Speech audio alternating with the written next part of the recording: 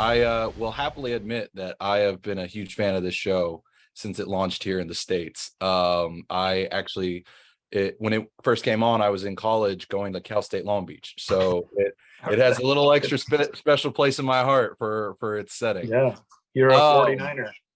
Exactly. So the show is just it has so many unique characters, unique concepts. Well, how did it even really first come about for you? I think two things. One, I think this is a very personal show.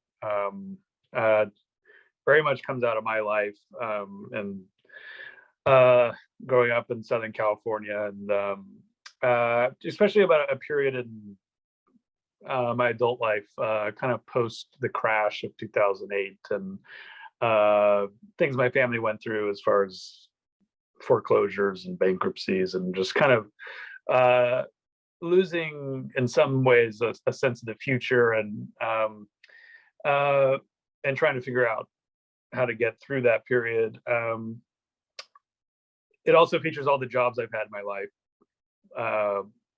newspapers, plumbing, temping, restaurants, etc. So there's that, and then just a long-term interest in kind of weirdo Western esoterica, and that combined with just a fascination of these kind of dusty old lodges that are still around. You still drive by them every day. They look kind of derelict, and but I always felt like they had a story to tell inside. And so the combination of all those things kind of led up to this moment of a scene where a young man knocks on the door of one of these places, and an older man who's been through the wars opens it, and that's it. That's kind of the beginning of the story. What was it like really developing the relationship between Ernie and Dud throughout those two seasons? Because I love the dynamic that they have. It was a lot of fun. It's absolutely central to the show. I tend to write about mentor relationships, and the first season we didn't know who Dud and Ernie were going to be, and the second season we knew it was Brent and Wyatt, and that knowing, because they're both amazing, and so getting to write for those actors in particular, I think it deepened every aspect of what we thought was possible, and directions we could go with them. And that was the great joy, the way Wyatt and Brent just totally embodied this, the relationship at kind of the heart of the show. Yes. Well, and what I love about that is that Wyatt at that time he was on the rise, but he still wasn't quite a household name. So what was that like, getting him to lead as Dud, since a lot of that show is carried on his back? Did you find that the producers were hesitant at all, or were you all in? Everybody was all in on Wyatt? He was the only one. We never considered anyone else. And this was before we even started talking to Wyatt. And there was kind of a weird Lodge 49-esque thing where we knew, once we kind of knew the show was getting picked up, it was like, okay, there's only one Dud. And just through a coincidence, one of our writers, her boyfriend was a journalist and met Wyatt somewhere. And somehow he was mentioned to Wyatt, "Oh, my girlfriend's writing for the show." This is Alita Menken's brilliant writer. And she's writing for the show Lodge 49. And Wyatt was like, "Whoa, someone's making that?" Because he had read the script somewhere and loved it. And so then we're like, "Oh, we need to meet." And so me and Peter Aka, the showrunner, met Wyatt at I forget where we went. Patrick's Roadhouse, I think, off of PCH. And I remember walking up to meet and there were kind of two homeless guys outside sharing a cigarette, just sitting on the curb. Then I figured out one of them was Wyatt, who was just hanging out with with the local. So everything after that just kind of fell into place. He was always, it's just kind of, it was always going to be him, and it could only be him. And I feel the same way, even though it took different paths to get to all of our cats. That's how it feels now, obviously. It's like it was all kind of meant to be. They all fit their roles so perfectly. I couldn't agree with you more. And speaking of roles, I think one of my favorites, even though it was brief, was Bruce Campbell as the captain, Yeah. being of course an Evil Dead fan and whatnot. So I'm curious how that casting came about. Was that did you write that role with him in mind as well, or was that something that you had a few other people in thought of? We didn't write with Bruce in mind, but obviously that's a character that gets built up through the season, and we kind of like, we need to pay this off in a big way. And if I remember right, I think that was Mr. Paul Giamatti kind of making a call. And yeah, once we kind of realized it was possible with Bruce Campbell, I mean, yes, we went after it. And yeah, we're all just huge fans. He's a legend, and yeah, he just adds something that just is only he can do. And so yeah, in an alternate universe, his character would have come back at some point, but yeah, who knows. Well, and since you mentioned Paul, that's been one thing that's always I've always been intrigued about is how his involvement came about, because yes, he's an executive producer, but you've also got him as the narrator for Ernie's audiobook, and then in the premiere of season 2, we got that little cameo from him as well. So how did he sort of get involved with it? Well, just when the script was going around, no one wanted it. Like, no producers wanted it, and it got to Paul Giamatti and Dan Carey, who loved it. And I think we shared a lot of the same interests. And they're book guys. They're like big book geeks, and I think that aspect of the show kind of spoke to them. And so they were on at the very beginning, and then we went out with it. And again, no one wanted it, or like everyone passed immediately. And the only person who took a chance was Susie Fitzgerald at AMC, and she kind of became our fairy godmother. And like, the creative team at AMC was amazing. So yeah, and then obviously the plan was we always had Paul in mind, and like, obviously his character comes to the fore in season 2 in a way that was about as much fun to write as anything I will ever do. So yeah. So since you mentioned AMC and the your difficulties of selling the script, I'm curious, was there any time during the development of either season where the network was had reservations about any of the material, because some of it does get pretty out there at times? No, I think creatively they let us make the show that we wanted, and for that, like, I'm eternally grateful.